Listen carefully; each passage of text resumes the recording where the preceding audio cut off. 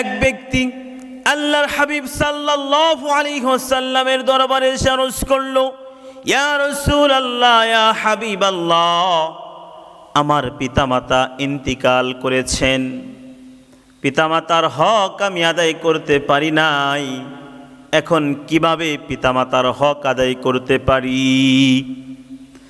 আল্লাহর হাবিব সাল্লাল্লাহু আলাইহি ওয়াসাল্লাম বললেন, তুমি জুমার রাত্রে মাগরিবের নামাজ আদায় করার পর এশার নামাজের পূর্বে 2 রাকাত নফল নামাজ আদায় করবে।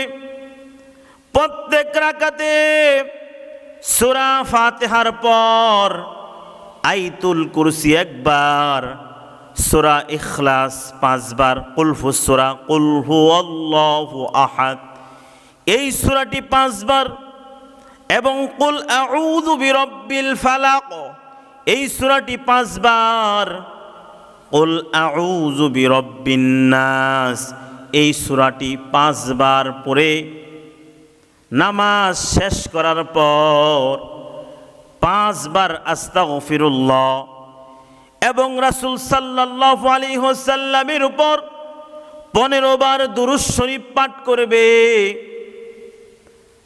দুরূদ শরীফ পাঠ করে আল্লাহ পাক রব্বুল আলামিনের দরবারে পিতামাতার জন্য দোয়া করবে। আল্লাহ পাক রব্বুল আলামিন এই আমল দ্বারা তোমার কি পরিমাণ সওয়াব হয়েছে পাক রব্বুল আলামিন ছাড়া আর কেউ বলতে পারে না।